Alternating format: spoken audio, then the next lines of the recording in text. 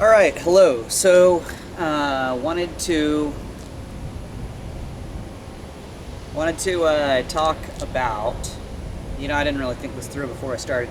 I guess I'm gonna have to clip this whole section.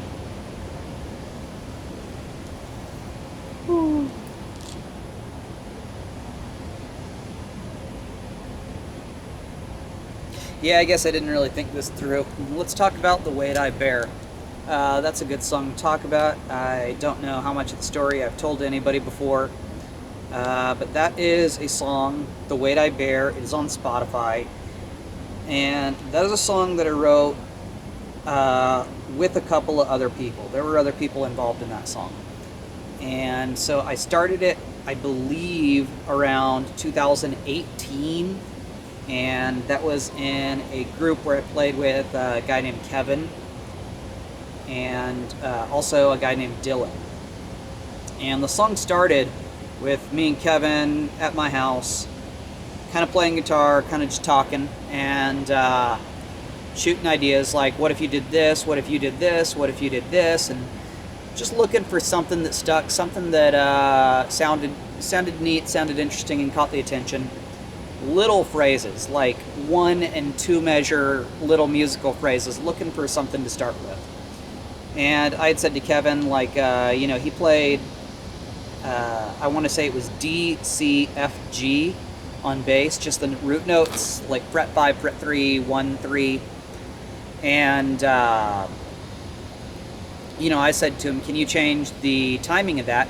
Can you make it 1, 2, 3, 1, 2, 3, 4, 5? And then probably started off with 1, 2, 3, 1, 2, 3, 4, 5 a second time. That later got flipped. And just in the course of playing with it, we ended up with, 4 notes altogether, timed 1, 2, 3, 1, 2, 3, 4, 5, 1, 2, 3, 4, 5, 1, 2, 3, 1, 2, 3, 1, 2, 3, 4, 5, 1, 2, 3, 4, 5, 1, 2, 3. And started by just recording that. And with that recorded, I got that into into Logic. I used Logic. And looped it. And then I want to say the first thing I did with it was adding the build-ups. And the idea that I started off with the kind of 7 Nation Army build-up where I played F, F, F, F, F, F, F, F, G, G, G, G, G, G, G, G, bunch of 8th notes. And that was good, but then some other song had given me the idea that I could do the same build-up with B flat and C, same frets, but just on the A string. And so that was kind of the rough version as I recall it, is that we had the 4 notes timed weird and interspersed with a build-up on F and G going into the chorus, and a build-up on B flat and C going back into the verse. The chorus kind of got the treatment next. First, it got some chromatic notes added in just for rhythm, make it sound nice, make it sound distinct from the other. And then the second half of it got rewritten to have a lot more chord changes, accommodate a more winding melody. And didn't have words yet, but I knew if I can get unusual chords, unusual times, unusual order, I'd have a whole lot of room to do something interesting with the vocals. And then I had a big empty space in the middle. I knew that I wanted something where I could explore weird note combinations. And so I left room for a big bridge with just a droning D note in the bass. And so that was the first wave of it. I didn't really make... Oh, no, I'm sorry. There was one other thing at that point, was the high-pitched guitar solo. So that went on there pretty early on. So after that, the next thing was I just knew I had to get lyrics, and I had no starting point at all. And so I got in my car and I started driving, thinking I would just make it up and sing it as I went along. That's how I had done the lyrics for the song Galveston, which I don't think is published, but I should be doing that one before too long. That's how I'd written the lyrics for Galveston, was I just drove along and sang it over and over and over again until it solidified into something I remembered and was happy with. So I figured I would do that. I drove into Houston and didn't really have any ideas. Got up near Rockin' Robin Guitars and I didn't have any ideas, so I decided I would just go in and look around the store for a little while. And I was in there and talked to a salesperson, girl who was in the acoustic guitar room, and talked to her for a while, and I don't know, she just kind of got me the idea. I think I showed it to her and asked her, oh, what do you think? And she had some idea that I didn't use, but really got my like creative juices flowing. And so that pretty much told me where I needed to go, that conversation. And so I went to a place called, I don't know what it's called. It's a cafe place on Westheimer. And Agora. Agora? I think it was called Agora. I went in there and just brought in a pen and paper and sat there and had the backing track, the project so far, as a MP3 on my phone, and just listened to it over and over again and tried to come up with the next line. Each time I went through it, kept rewinding, fast forwarding, and just thinking, you know, if I was writing this song, what would I put here? And then I put it there. That was the lyrics. And getting the lyrics done, well, that was lyrics really. I got the first verse done that day, and I got the chorus done that day. Went home, recorded that, let a couple months go by. And over those couple months, I really didn't know what to do with the dead area, but I didn't want to delete it. I knew I liked it there. And eventually, the idea that I had was to use a weird scale degree there, which would be the low note droning in that weird bridge section. I can go listen to it on Spotify. The low note is a D. And so I started with a D, and then I went to a G sharp. And that was the idea, was that that's a very, very unusual set of notes to hear one after the other. Starting with that, set an interesting tone, and I just tried to explore that with a melody. So I got something that stuck, something that really interested me.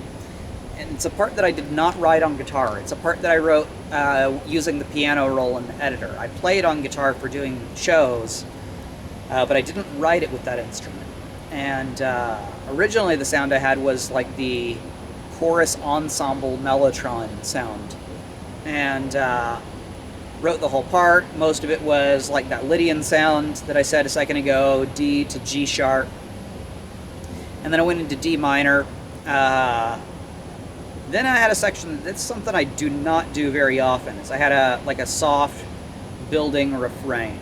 And I thought it was, I'm sure this is not a good comparison, but it's how I think of it, is I thought it was a very kind of Metallica part, where it gets soft and there's some deep singing, and I think I've heard it called Fry voice, where you talk like kind of Marilyn Manson, with all stars now, that kind of voice. And then one of the guys who was working on that song with me a little bit was a guy named Dylan, and his contribution was that he sang some vocals, and he did some kind of Mongolian throat singing, very, very creepy, cool sounding low notes, and it's there on that bridge section. And yeah, so he put those on. That was the last thing to go on. I, of course, got a little bit neurotic about the thing and kept mixing it for a month or two. But at the time, it was one of the most complicated projects I'd made. So I did feel kind of, this is a good thing to be spending time on. I'm improving my skills by working on this song.